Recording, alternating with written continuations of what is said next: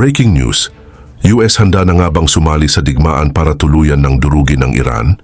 Habang nanawagan naman ang Iran sa US na wag nang makialam sa gulo at tigilan na ng Israel ang kanilang airstrikes. Sa patuloy na digmaang nagaganap sa pagitan ng Israel at Iran, ay mas lalo pang tumindi ang labanan matapos ilunsad ng Israel ang Operation Rising Lion noong June 13 ng kasalukuyang taon ay mas pinalawak pa nito ang kanilang preemptive airstrike, pinalakas sa higit 200 military aircraft, kasama ang F-35Is at iba pang tactical jets, habang inanunsyo ni US President Donald Trump na lalahok na ang Amerika sa pagitan ng dalawang bansa at yan ang tinutukan ng aming grupo. Kung gusto mo ang ganitong klase ng content, ay huwag kalimutang like ang video at mag-subscribe sa ating channel para lagi kang updated sa mga bago naming uploads. Tinarget ng mga airstrikes ang mahigit 100 military at nuclear sites sa Tehran, Isfahan, Tabriz, Natanz, pati na rin mga objective ng missile infrastructure na pinangangasiwaan ng IRGC.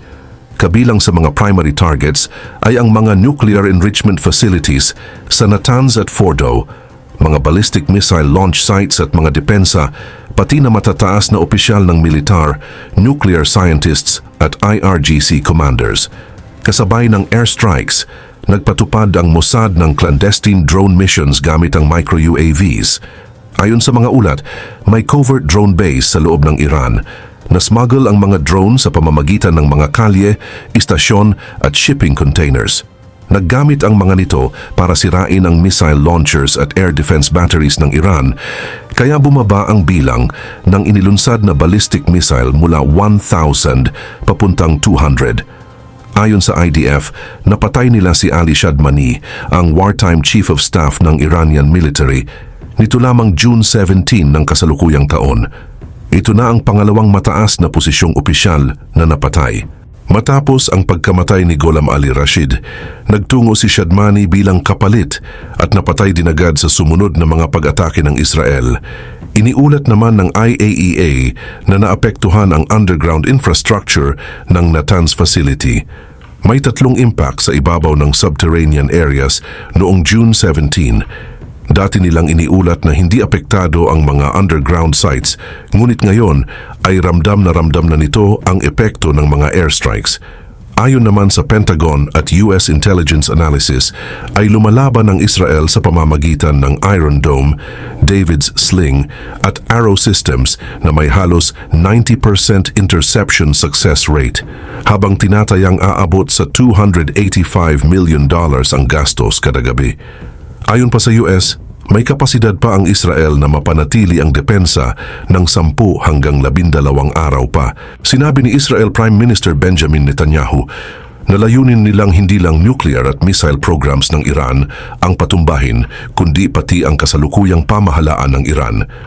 Aniya karamihan ng Iranian people ay suportado ang pag-aalis ng kasalukuyang regime.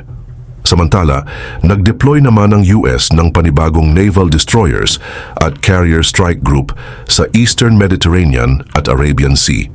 Sa panig naman ng Iran ay patuloy ang kanilang retaliation, kung saan umabot na sa mahigit 150 ballistic missiles at 100 drones ang pinakawalan sa Israel bilang bahagi ng Operation True Promise 3.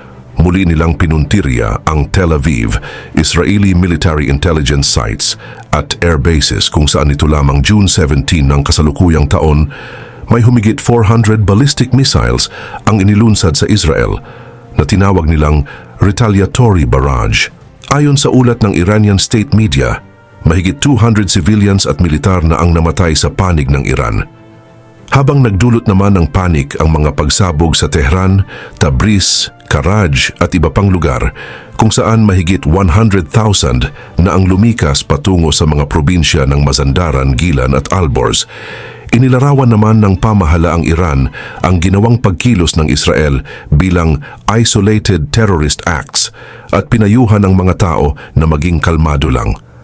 Samantala, si President Donald Trump naman ay nanawagan ng unconditional surrender mula sa Iran at inamin ang involvement sa lokasyon ni Supreme Leader Ali Khamenei pero nilinaw niya na wala silang planong itumba ito.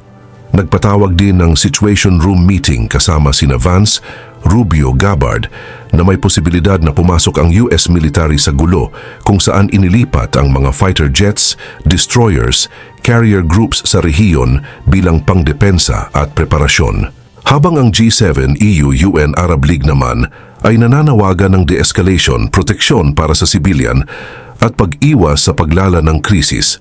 Habang ang China at Russia naman ay nagbabala laban sa karagdagang escalation at nananawagan ng diplomasya habang patuloy naman na nagpapaalala ang UN at ICRC ukol sa humanitarian law at pagrespeto sa civilian safety.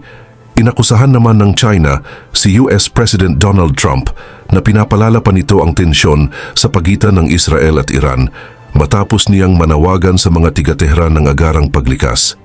Lalo pa raw nitong pinapagulo ang sitwasyon dahil sa mga pagbibitiw nito ng banta at pressure sa Iran sa halip na tumulong ito sa pagtigil ng gulo, kasabay ng palitan ng opensiba ng dalawang bansa.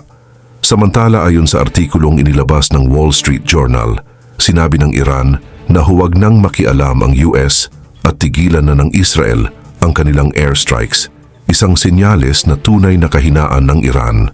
Pero sa kabilang banda, ay hindi naman ito pinaniniwalaan ni Netanyahu at tuloy-tuloy lang ang airstrikes ng Israel sa Iran.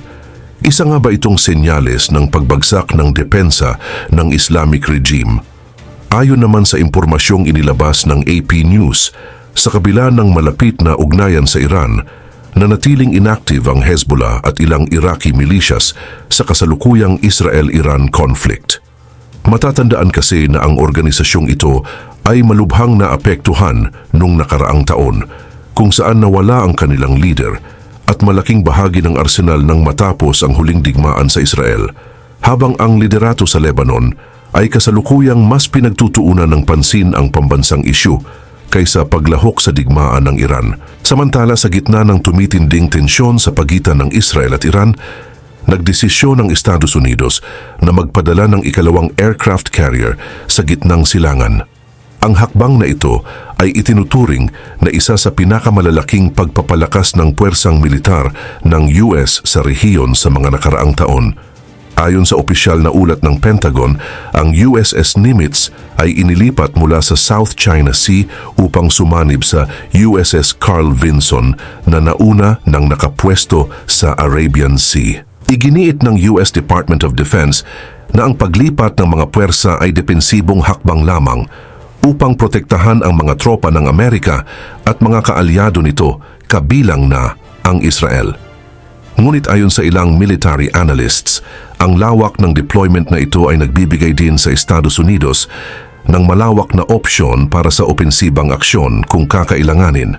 Manatiling nakatutok sa digmaang nagaganap sa pagitan ng Israel at Iran.